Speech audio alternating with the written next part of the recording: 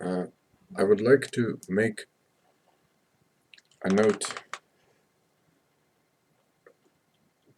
concerning general understanding of Ludwig Wittgenstein's philosophy,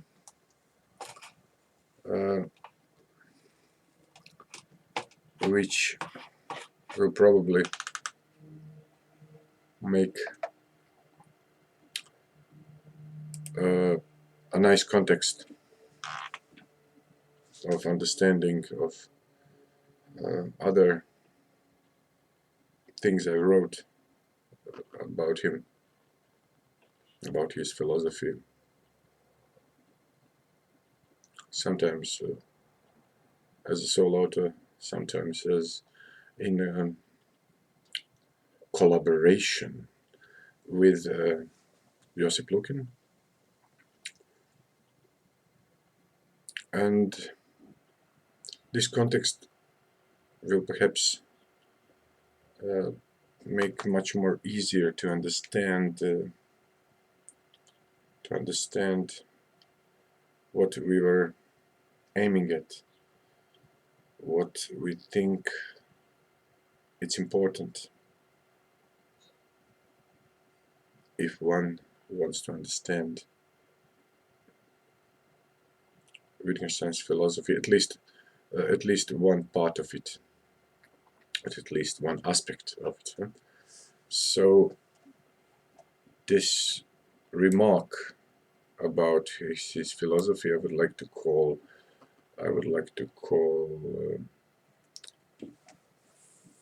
fighting windmills. This is an expression he uses. This is one of his books of notes. I cannot remember which one. Fighting windmills. Perhaps uncertainty or culture and value. Something like it, I'm not sure. So the general idea is that what is important, for understanding his philosophy is that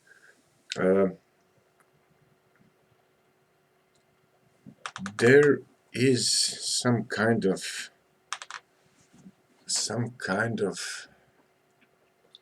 pointing to something outside of philosophy, because he tends to comprehend, to make comprehensive each of his thoughts. Yes, each of his thoughts, and of course notes, written notes, and to give a kind of roundish way of dealing with a issue in question. This sphere, this undiscovered country outside of philosophy is in fact differently described in different stages of his philosophy. Of course, there are huge differences between different stages of his philosophy. Stage two more important stage of Tractatus and philosophical investigations, but nevertheless there is intermediate, so sometimes referred to as verificationist period, and sometimes it is even claimed that there is fourth stage at his philosophy, mostly represented by some new insights in posthumously published work über Gewissheit, uncertainty. So there are dissimilarities. Yet, what I like to propose is similarity, perhaps even an indication of some kind of continuity in his philosophy. But this is not really a remark about him, his philosophy, and his notes. This is a remark about philosophy as I see it. And Wittgenstein, I'm only using him as a kind of good example of how philosophy should be done. So fighting windmills is an idea which he described in many different places.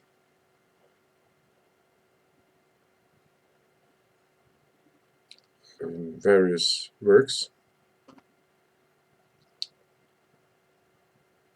The point is that what he often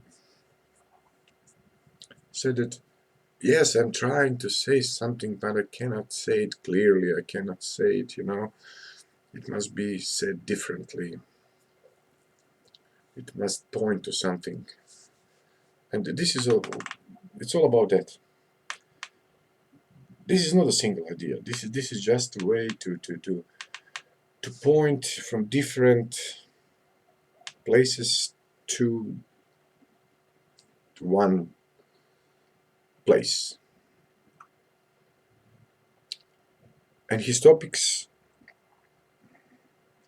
he was writing and teaching and lecturing and discussing about, in all of them the same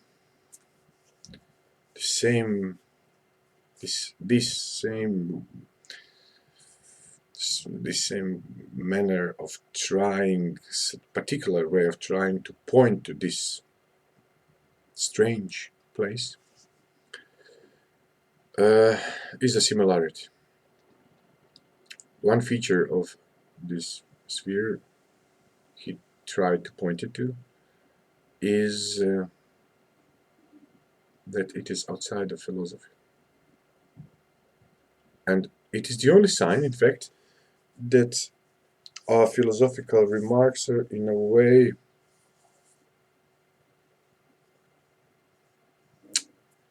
finished. Yet in order to to present them as finished, as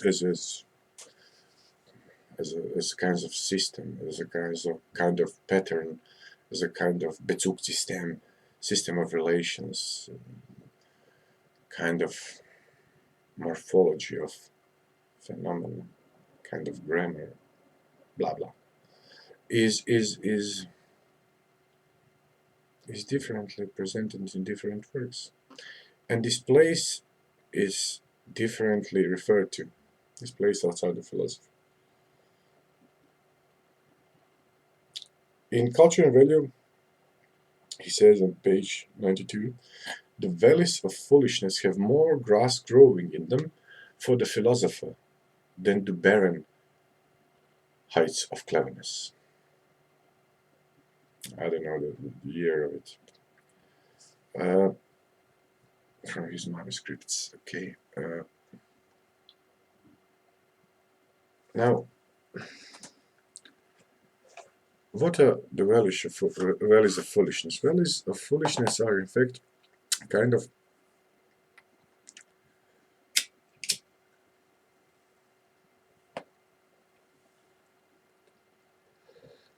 I don't know what is the valley of foolishness. Perhaps it is everyday situations, form of life, daily practice, language games. Perhaps this even previous Umgangssprache, everyday colloquial language from Tractatus, perhaps even that, because it's all okay with it. Even in Tractatus, it's all okay. There are no problems concerning our ordinary daily language. And in an ordinary daily life, strange things appear. So these are the values of foolishness, and we should not depart from them. We should not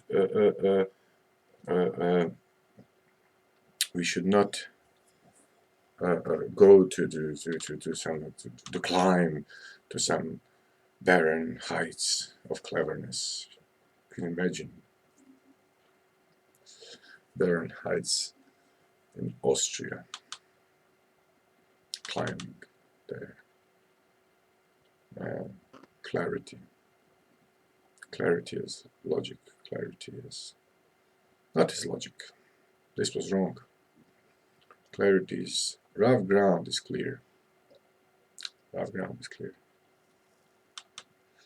By being rough, it's also clear. This crystalline purity, this icy kind of icy ground is bad. You cannot do anything on it. You cannot walk.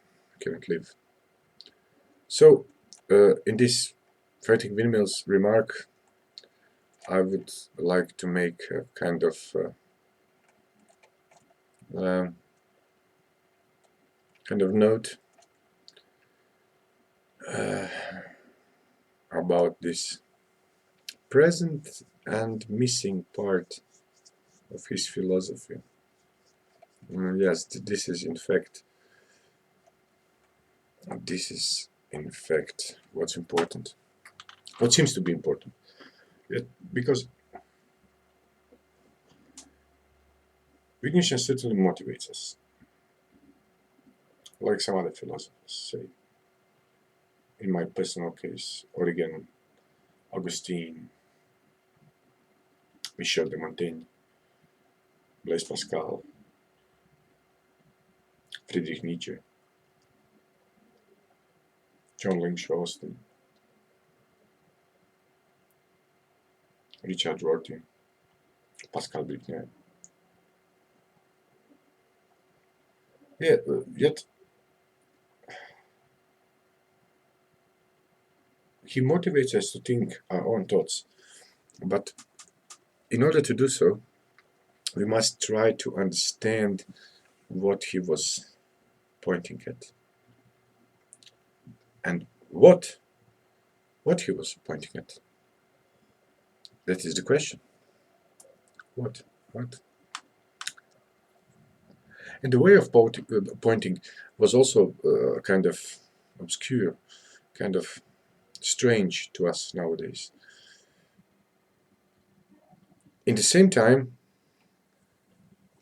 some things needed to be said about various topics, say language, mind, action,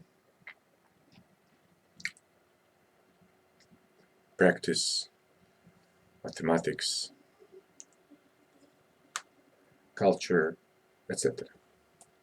Knowledge, certainty, morality, even morality, aesthetics, religious belief. So some things concerning these issues should be said. Some things shouldn't. So this is first difference. Some things should be said. But it's not the point just to say it. Something about, say, language. It must be also said or written in certain style.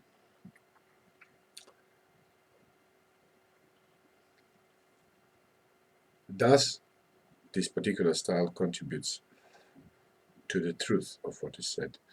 Well, not directly, of course. Yet, a style can be used or is used in order. It has some different function. It has a function of not just understanding what is said.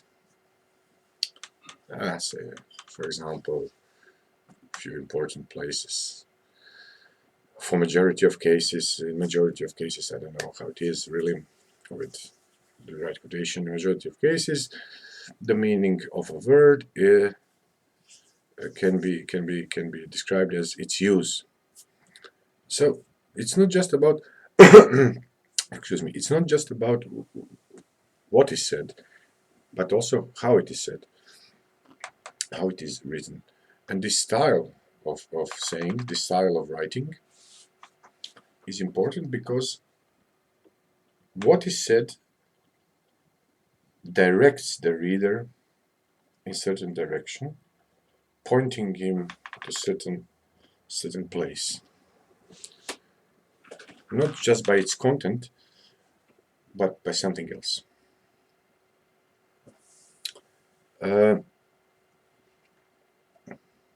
So his style was also important, style of writing.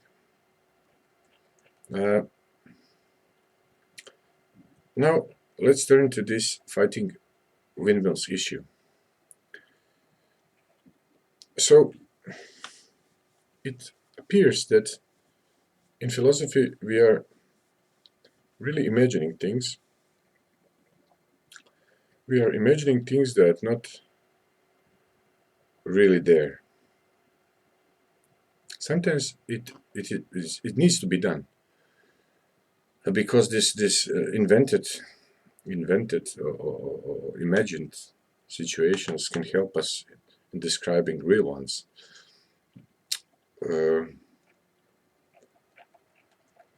This is important. But the difference is that we are trying to say something about something else, and by saying we are pointing at something else which is outside of scope and limits and range of philosophy. Yeah.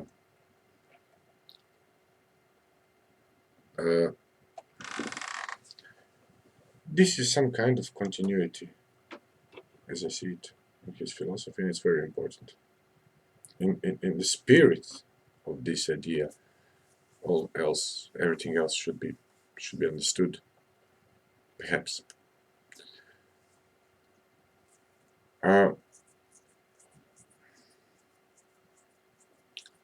There are so concerning this continuity of his philosophy, there are very strong and important and valuable reasons to think of his philosophy as separated in various parts, as I said, and this led many readers of his philosophy and his students and I don't know, Wittgenstein scholars to strange ideas. As I also said, that there are at least 4 Wittgensteins, but these are just 4 aspects of the same tendency in his philosophy, not pretension, but tendency to point to something, to point at something important which lies beyond philosophical work. So fighting windmills can be translated, perhaps in a more familiar way, to a statement that there are no 4 Wittgensteins, there are 3, even 2, not even 1. There is 0.5 Wittgenstein only, or at least 0.5.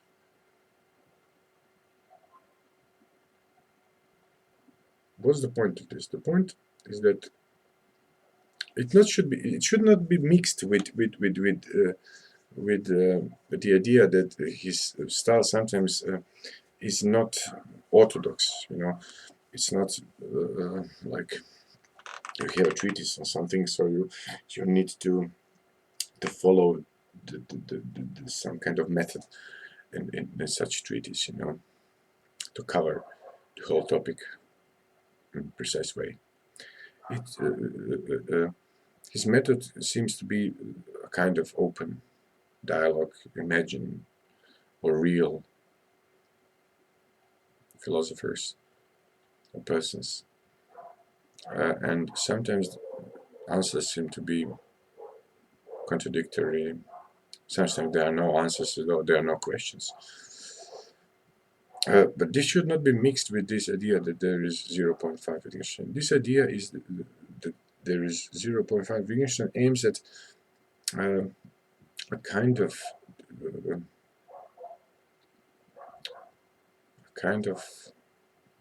difference between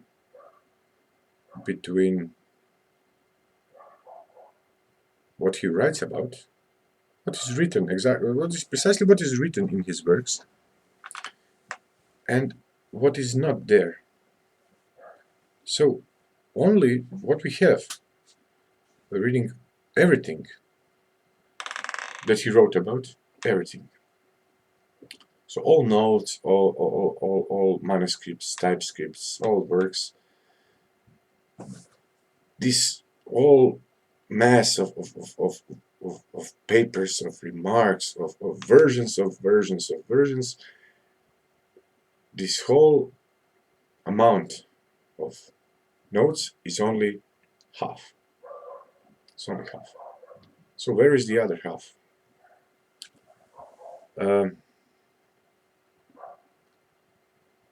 Other half is sometimes missing. It's missing. Why it's missing? Because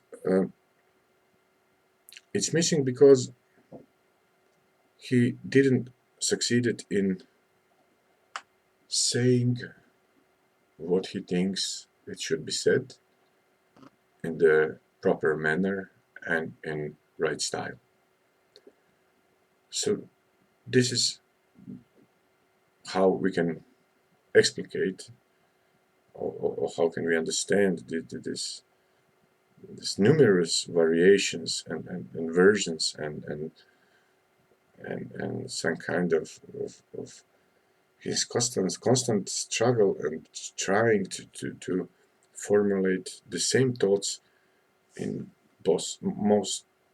most beautiful way. And at the same time, the content of these remarks, thoughts, is similar, but they are not sounding right. When you read them, they do not sound right. Something is missing. So one aspect of this missing part, 0.5 missing part, is that he didn't succeed in writing all that needs to be written and saying all that needs to be said, but also in writing it and saying it in the proper manner, right style.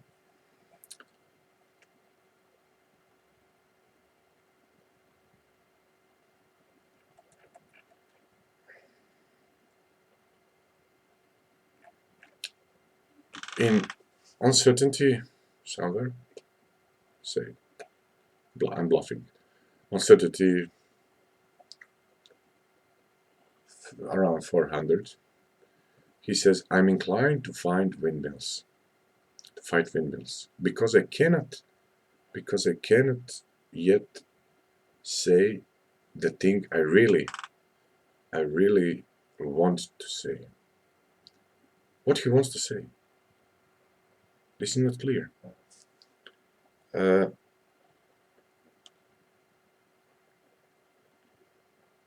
So perhaps this missing part has more than two aspects. One aspect is that he didn't succeed in saying what needs to be said, at least not all.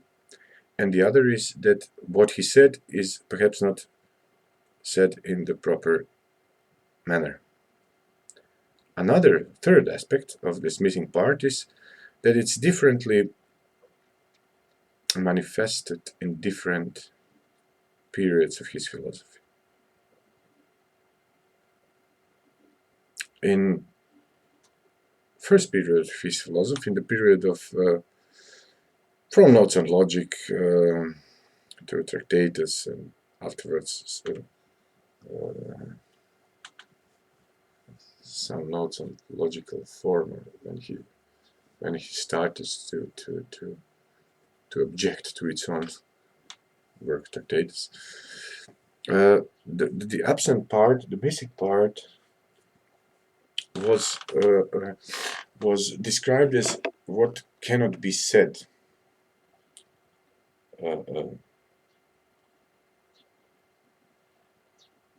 Now, what cannot be said is simply showing itself. It shows. It shows. The classical remark concerning this topic is his letter to Ludwig von Wittgenstein, when he says that a Tractatus consists of two parts. One which is written, the Tractatus, the work itself, logische philosophische Abhandlung, and the other part which is not written. And he says this other part is the most important one. Now, what is the other part? Wovon man nicht sprechen kann, darüber muss man schweigen. Okay, we'll be silent, but what is showing? What shows itself? What is this that shows itself? The world? Life? What? Okay.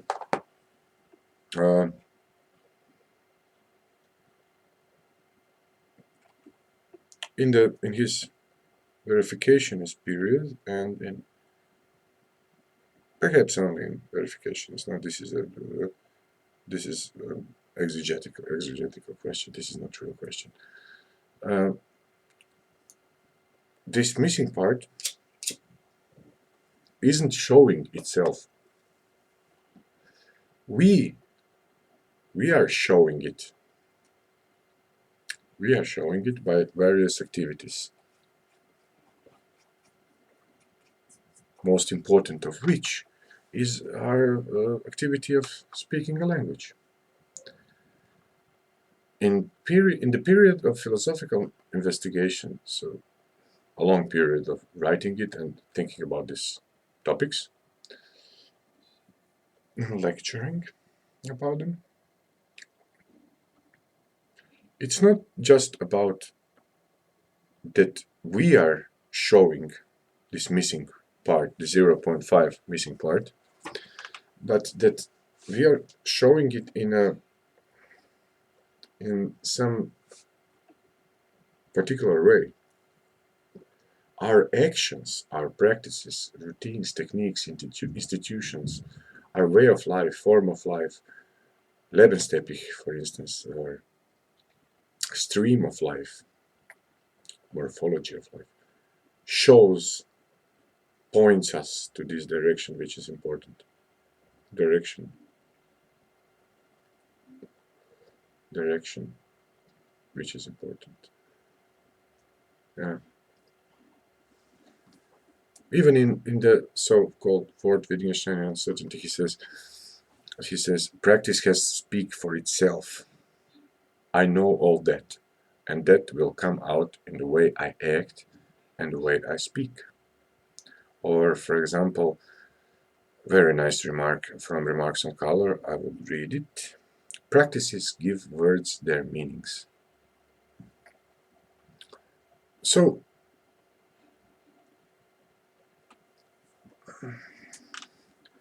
what is the relation between this present part, which is some kind of Übersicht of all what can be said about the issue in question, and the missing part? Of course, it's hard to pin down this exact places, and of course it's completely irrelevant to form an argument about them. That philosophy consists of clear, servable presentations of philosophical. It is philosophical grammar. It is morphology of phenomena. And the other half of philosophy is, in fact, absent part. And this absent part is in fact what we are pointing by the present part.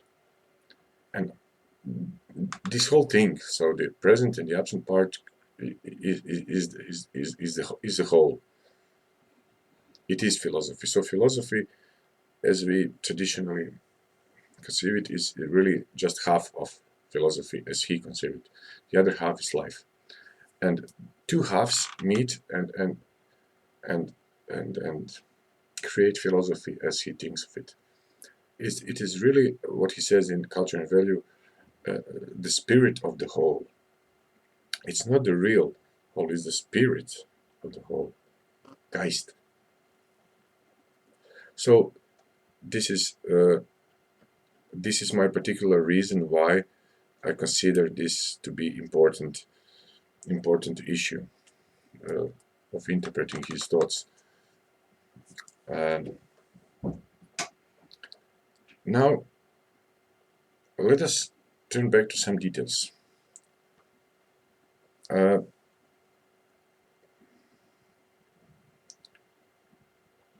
Other half, invisible half, is in fact, there is no strict difference between this visible part and invisible part, present part and missing part. This is like shades of a color, not strict difference. Shades of gray, not black and white. For instance, how could one can explicate his love of certain style of writing, style of thinking, style of sculpturing, style of building houses, style for art, reproducing art, making art, creating art, helping artists. This would be completely irrelevant for his philosophy if he didn't think of it as some kind of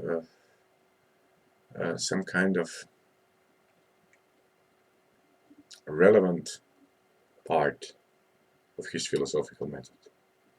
And precisely that is what he thought of it. In many places he compares his work, his method, with works and methods of artists. He says, for example, a thinker is very similar to a draftsman who wants to represent all the interconnections. And what I basically am, after all, is a painter, and often a very bad painter. I believe I summed up where I stand in philosophy when I said, really, one should write philosophy only as one writes a poem. These quotations are from Culture and Value. Or from Remarks of Philosophy of Psychology, second part, it is my intention to whistle this theme. Yeah. The guy who sings this, okay. Or from Private and Public Occasion, I often think that the highest I wish to achieve would be to compose a melody. Style is the expression of a general human necessity. This holds for a writing style or a building style and any other. Of course, these places must be read in the context in which these lines are written and in times in which you wrote them, and etc. etc. This is one intermediate case. So the style is something which doesn't belong to this present part of philosophy, yet it belongs to it. So it's some intermediate phenomenon. You can see the style. You can do things with certain style, certain manner. Certain actions are performed in certain manner. This is also a style. And in writing, there is also a style of writing. So there are another intermediate cases between present and absent part.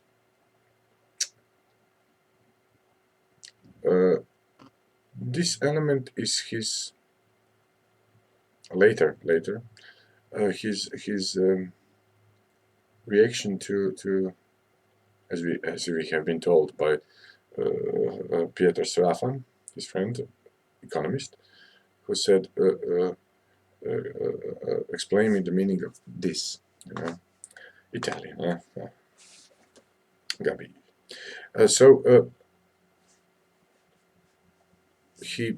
This other element is his kind of his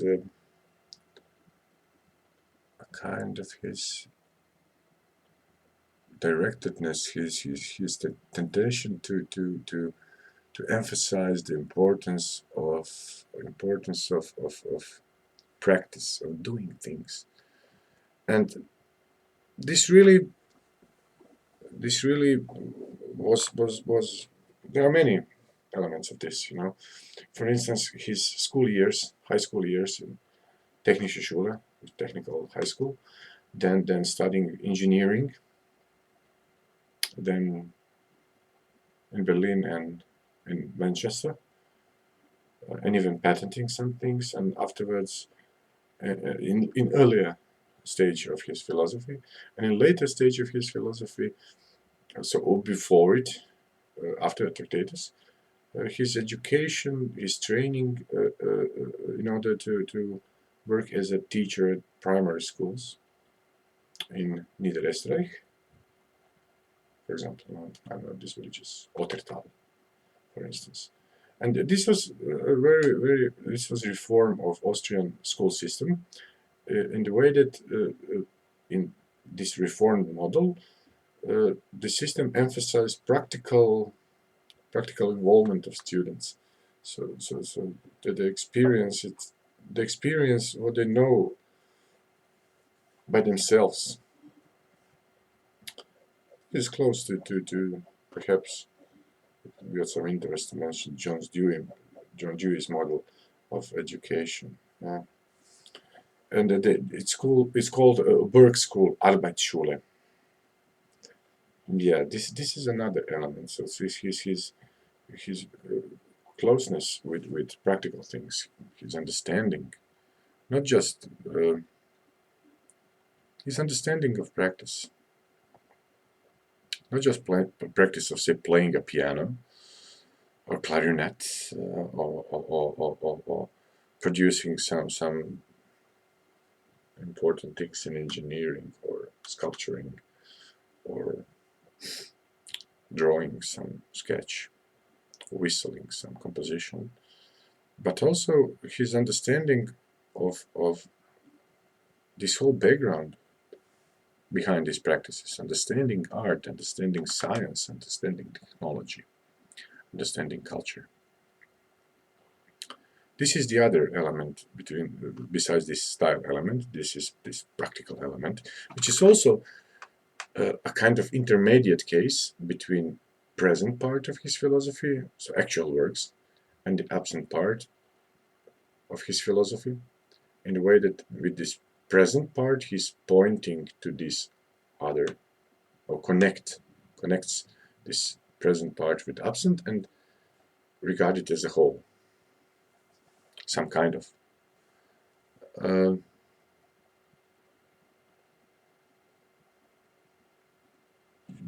What is perhaps the most important and third element of these intermediate cases is his method, which is not originally his own. He accommodated, of course, he accommodated the method he found in some previous authors, but authors writing previous to his ideas, but he used it in principle. This is called morphology. He he found it in Goethe, and he found it in Spengler. And this philosophical method, as it is, forces one who uses one who uses it, forces him to her or him that while doing philosophy, one should be clear and at the same time serviable or complete in what she or he is saying. And by being complete in this part in which it is said all that needs to be said about the issue, in the same time, through these intermediate cases, point to this absent part. And as a consequence, a philosophy is closely connected to life. And this connection isn't one way. It goes both ways.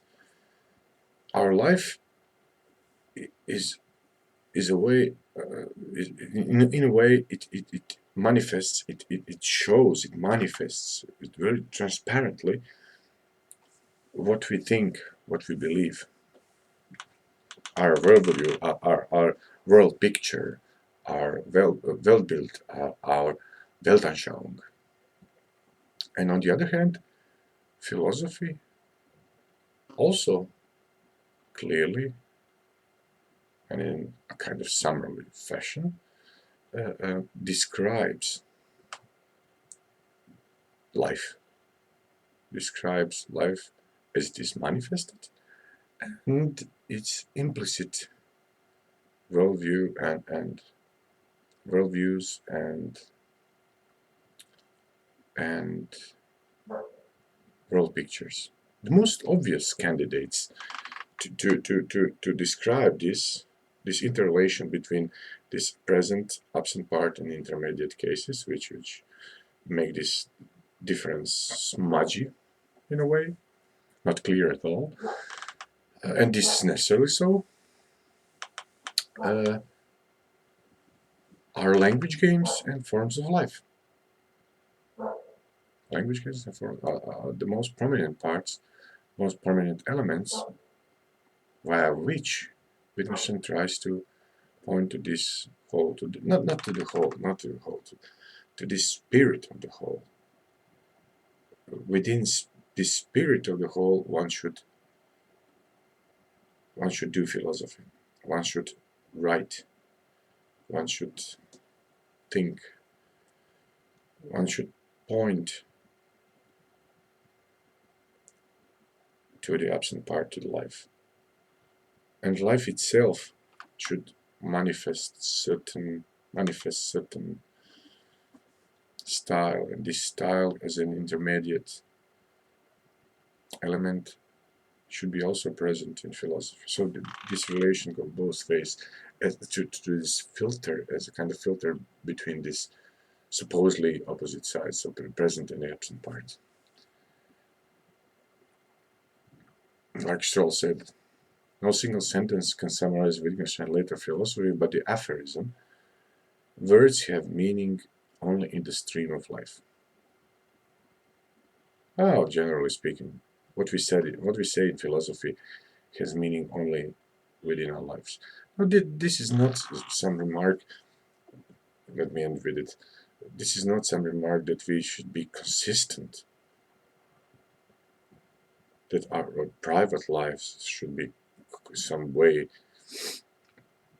consistent or strictly connected in a way. I don't know, some consistency between our public and private lives of human beings as I don't know, friends, members of family, mothers, fathers, children, and our public life as philosophers. There is no need. This is not to point to such thing. It's not about that. It's about the spirit in which these two aspects of this whole should be understood as interrelated and interconnected. Not really strictly different, because there are these intermediate cases. But and this whole is not something which we can grasp conceptually or linguistically or practically, because it's composed of different things. We cannot grasp it. We can only point to it by philosophy, explicate it because it's implicit, and we can only in our lives we can only manifest it. So this relation is quite this multi-level and multi-aspectual relation, and it's complicated. It's complicated. So trying to explicate clearly and in serial representations by using morphological methods in order to describe morphology of phenomena. In philosophy, we should try to explicate from life what needs to be explicated, and at the same time, in life, our worldview, our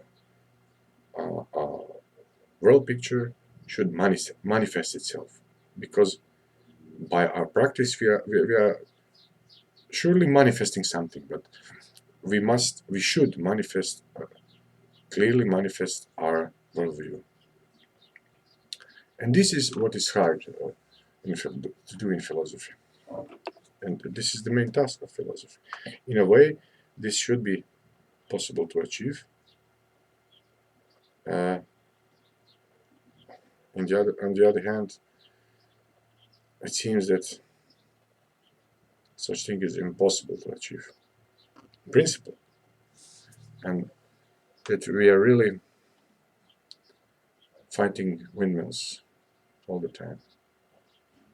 Fighting windmills, doing nothing else besides that. Nothing else, just fighting windmills.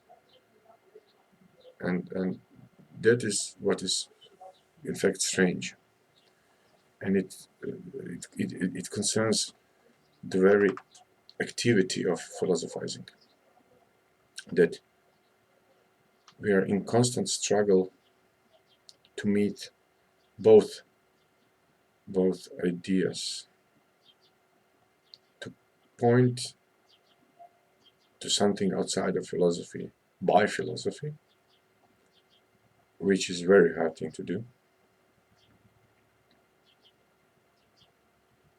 and on the other hand, to stay in a way honest to ourselves, and to be under constant pressure and constant risk of imagining things that they do not exist. That do not exist. Yeah. This tension is what makes philosophizing not simple technical activity of being a part of philosophical machine, doing things what is done by community, solving actual or modern, contemporary, fashionable problems stated by some current philosophical stars and philosophical starry night, the most brightest stars, but to to philosophize in a way that philosophy which we produce is in the same time very, very far from a daily life, and also at its core. At its core. So this is very hard to do, and personally I do not think that, particularly myself, I would ever succeed in such thing. But it's not about, perhaps in part it's about result, but the process itself is important. To show that we did whatever we could and that we failed.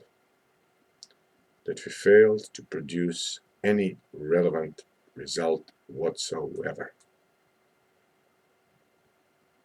Such examples can help others. And perhaps not in current contemporary state of world philosophy, but perhaps in future, this will be again important. Yeah, to do precisely that. Yeah. No, that is what I think. Let me finish. That is what I think. That what is important, not just for understanding Wittgenstein's philosophy. I mean, not just as something like a context, something like an atmosphere, something like surroundings or spirit in which we should read and think about and write and think our own thoughts and continue with this line of thinking and writing and discussing concerning his own philosophy, but also that we need to understand that there is high probability that he was right, and that this is really what philosophy is or should be. Now, this isn't easy. There is no handbook how to do it. There is no manual. There is no form which one can fill with data, with results, with methods, with arguments, with objections and replies. There is no form. There is no manual. No. No, everybody should find their own way, how to try to do that, how to try to achieve, how not to give up, and a philosopher never gives up. Yeah. So it's not just about Wittgenstein's philosophy and the context in which we should understand it. It's also about philosophy as it is, with Wittgenstein or without him. It doesn't care. I do not care. It is completely irrelevant. So this is perhaps the real influence of Wittgenstein. Leave him alone. Don't read him. Don't write about him.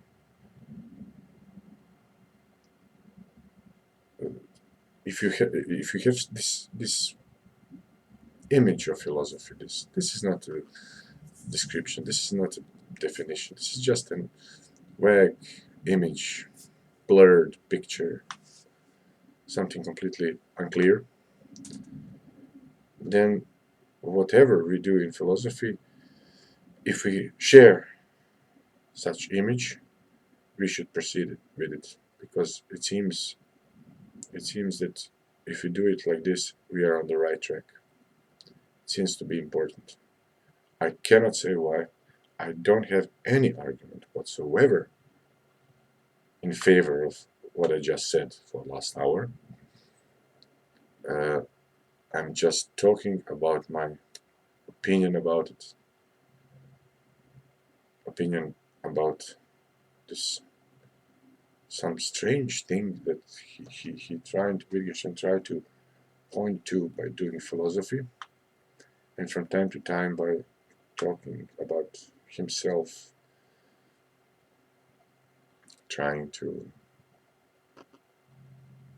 struggle with his own personal problems of being incapable of doing philosophy in precisely this way. So this is just an opinion which is probably just been explicated completely and clearly, but I cannot do it more precisely. I cannot do it more clearly, at least not at the moment. Sorry. So that's it. This is what it means to fight windmills. My own short personal opinion about what's important in philosophizing, not just in Wittgenstein's case, but what's important in philosophizing, generally speaking. And what should we try to do when we philosophize? Was it this philosophizing? Well, I'm not sure. Yeah, I suppose it was perhaps bad, but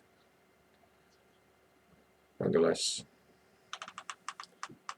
the best I could produce at the moment concerning this topic. That was my remark.